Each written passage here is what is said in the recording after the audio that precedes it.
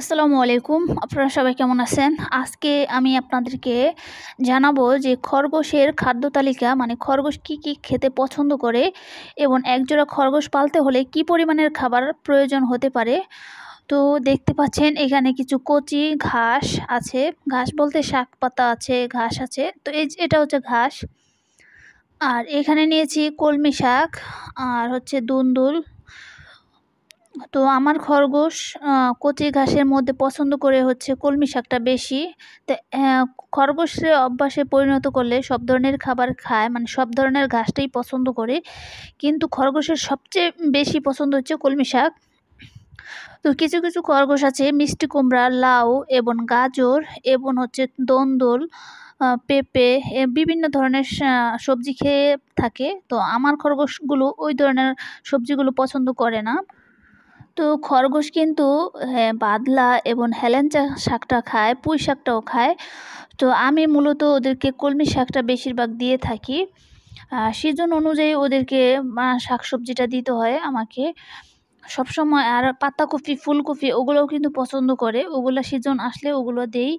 এর মধ্যে আবার শুকনা খাবার হচ্ছে ভুসিটা খেতে পছন্দ করে। আর কবুতরের যে খাবারটা আছে মিক্সচার, ওটাও কিন্তু ওরা খায়। আর ফিডও খায়, ভালো মানের একটা ফিড দেই, ওটাও খায়। তো আমি আমার খরগোশগুলোকে পালন করতেছি হলো শাক দিয়ে এবং হচ্ছে ভুসি দিয়ে, ফিড মাঝে মাঝে দেই। তো এইখানে দেখতে পাচ্ছেন এখন ওরা ঘাসটা প্রথমে একটু শুকিয়ে নিল যে ঘাসের সাথে কোনো দুর্গন্ধ কয় কিনা। এরপর যখন আমি ঘাসটা ধুয়ে ওদেরকে দিয়েছি পানিটা ঝরিয়ে, এরপর দেখেন কত সুন্দর করে ওরা কিন্তু ঘাসগুলো খেয়ে নিচ্ছে। তো এই যে দেখেন কলমি শাকের ডগা, তারপরে ডালা, পাতা এগুলো সব কিছুই ওরা খেয়ে নেবে একে একে করে। তো আমার ২টা খরগোশের জন্য প্রতিদিন মানে আধা কেজির মতো ঘাস লাগে, হাফ কেজির মতো ঘাস লাগে। আর ভুসি লাগে হচ্ছে আপনার ১ পার মতো ভুসি লাগবে প্রতিদিন আর কি। তো এভাবে খরগোশগুলোকে খাওয়াই রাখতে পারলে খরগোশগুলো কিন্তু হেলদি থাকবে এবং স্বাস্থ্যবান থাকবে। আর যারা খরগোশ পালেন তারা বেঁধে যারা পারেন আর কি, তারা চেষ্টা করবেন প্রতিদিন বিকেলবেলা মানে ১০ থেকে ১৫ মিনিট ওদেরকে ছেড়ে দেওয়ার জন্য। তাহলে কি হয়, ওরা হাঁটাহাঁটি দৌড়াদৌড়ি করে, এতে ওদের শরীরের ব্যায়াম হয় এবং ওরা সুস্থ থাকে।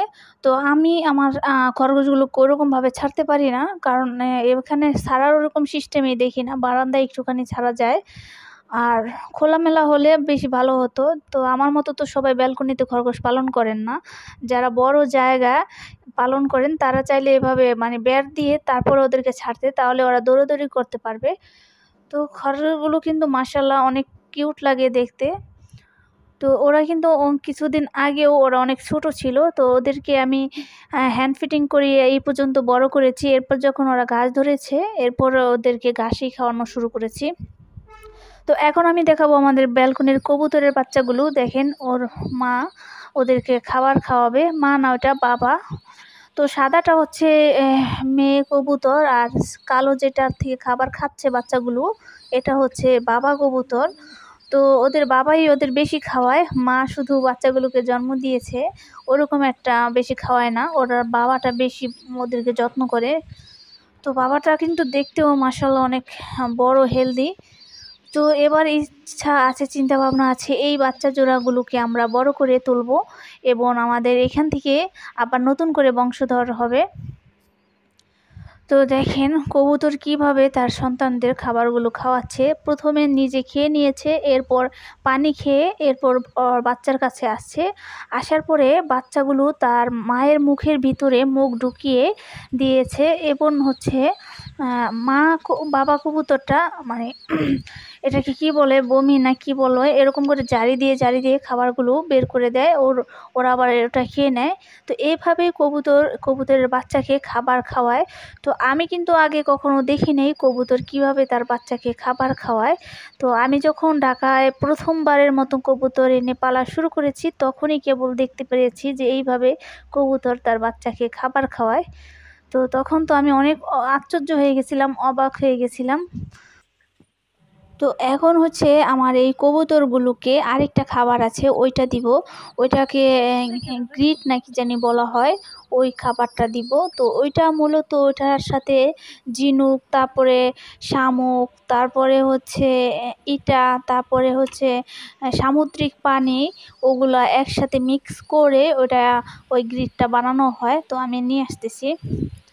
তো আমাদের ব্যালকনির ভিতরেই রাখছি। তো বাইরে বৃষ্টি হচ্ছে, ঝিরিঝিরি বৃষ্টি, সারাদিনই কম বেশ বৃষ্টি হয়, একবার রোদ ওঠে আরেকবার বৃষ্টি হয়, এইভাবেই সারাটা দিন যাচ্ছে। তো দেখেন আমাদের এইখানের অবস্থা, পুরো বারান্দা কিন্তু নোংরা হয়ে আছে। তো এখন হচ্ছে আমি গ্রিডটা বের করে তারপর হচ্ছে আমি কবুতরকে দিব, যেহেতু আর বাচ্চাগুলোকে খাবার খাওয়াচ্ছে। আর এই গ্রিড খাওয়ার কয়েকটা উপকারিতা আছে। কবুতরের যখন পাতলা পায়খানা হয়, রক্তামাশা হয়, সবুজ পায়খানা করে, চুনা পায়খানা করে, তখন এই গ্রিডটা খুবই কার্যকর। এই গ্রিডটা খাওয়ালে আপনাদের কবুতরের পায়খানার সমস্যা থাকলে ভালো হয়ে যাবে। তো দেখে নেন, গ্রিডটা দেখতে এরকম হয়। এটা কিন্তু মনে করবেন না যে রাস্তার ইটের গুঁড়া গুঁড়া ভাঙ্গা, ওইটা না। এটার সাথে কিন্তু বিভিন্ন ধরনের ওষুধ এবং কেমিক্যাল দেওয়া আছে।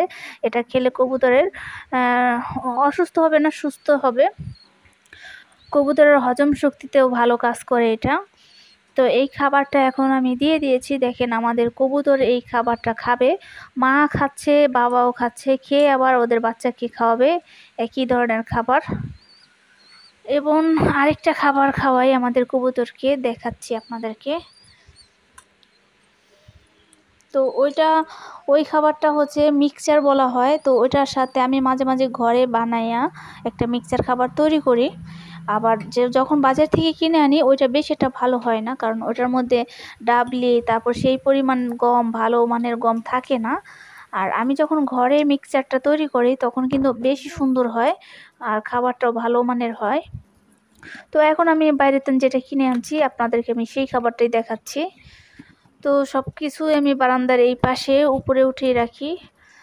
এই যে দেখেন, এই যে এই খাবারটা হচ্ছে আমার কবুতরের জন্য, এটাকে মিক্সার। এই খাবারটার কেজি নেয় হচ্ছে 60 টাকা করে। তো আপনারা কবুতরের খাবার এই যে যদি মিক্সচার খাওয়াতে চান তাহলে এটা নেবে 60 টাকা কেজি। তো এখন এইখান থেকে আরেকটু দিয়ে দিলাম, কারণ ওরা যেই খাবারটা প্রথমে খেয়েছিল ওটা কিন্তু বাচ্চাকে খাওয়াই দিছে। এখন ওরা যেই খাবারটা খাবে এটা ওদের নিজেদের বেঁচে থাকার জন্য কাজ করবে। এরপরে দেখলাম মাফিয়া বুড়ি ঘুম থেকে উঠে গেছে, তো ওই বারান্দায় চলে আসছিল। এখন হচ্ছে আমরা করব, মুরগিগুলোর কাছে যাব। তো বাইরে বাচ্চারা দেখলাম ঝিরিঝিরি বৃষ্টি হয়েছে, ওইখান দিয়ে পানি যাচ্ছিল, আর এই ছোট ছোট মাছগুলো বের হচ্ছিল আর বাচ্চারা ধরতেছিল। তো ওইটা দেখে আমার তো মন মানতেছিল না, যেতে মন চাচ্ছিল। তো গেছে বছর কিন্তু আপনাদেরকে মাছ ধরার ভিডিওগুলো দেখিয়েছিলাম, কিভাবে আমরা নদী থেকে, মানে নদী না, পানি জমছে, বৃষ্টির পানি, ওইখান থেকে মাছ ধরছিলাম বোতল কেটে। তো খুব ভালো লেগেছিল। কিন্তু আপনারা চাইলে সেই ভিডিওগুলো দেখে আসতে পারেন, 1 বছর আগের ভিডিও। তো এখন আবার সেই বর্ষার সিজন চলে আসছে। মানে এটা কি বলে, আষাঢ় মাসের মতো, বাংলায় মনে হয় আষাঢ় মাস। তো আষাঢ় ভরা বর্ষার মাস, এই সময় আকাশ কালো মেঘে ছেয়ে যায়। তো দেখেন পুরো বৃষ্টি। তো আফিয়াও ছাতা নিয়ে চলে গেছে ওদের সাথে মাছ খুঁজতে। তো এইখানটা কিন্তু ছোট ছোট মাছ, ছোট ছোট একদম গাপ্পি ফিশের মতন। তো ওই ফিশগুলো পাওয়া যায় এখানে। তো ওই মাছ ধরবে। এরপরে আমরা এখন আফিয়া একদম মাছ ধরে গেঞ্জি গুঞ্জি নষ্ট করে ফেলছিল, পরে চেঞ্জ করে আবার চলে আসলাম মুরগির কাছে। তো মুরগি এখানে এসে আর পাই নাই। তো এখান দিয়ে প্রচুর পানি নামতাছিল, কারণ বৃষ্টি হয়েছিল।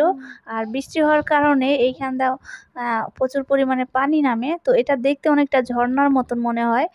তো আমাদের মুরগির বাচ্চাগুলো যে কোথায় লুকিয়ে পড়ে আছে কে জানে, মানে ও পাশের বাসার যে পাটাতন আছে ওইখানে হয়তো সম্ভবত বসে থাকে যখন বৃষ্টি আসে। তো এখন আমি ডাক দিয়েছিলাম, তো আসে নাই। এখানে এই আফার মুরগি দুইটা ঘোরাঘুরি করতেছে, তো আমাদের মুরগি দেখতে পাচ্ছিলাম না। এরপরে আমাদের পেঁপে গাছ দেখলাম, তো পেঁপে গাছে এখনো পেঁপে ধরে নাই। তো পেঁপে গাছটা হচ্ছে ছেলে পেঁপে গাছ। তো ছেলে পেঁপে গাছেও কিন্তু পেঁপে দেয়। তো আজকের ভিডিও ছিল এই পর্যন্তই। আপনারা সবাই ভালো থাকবেন, সুস্থ থাকবেন। আসসালামু আলাইকুম।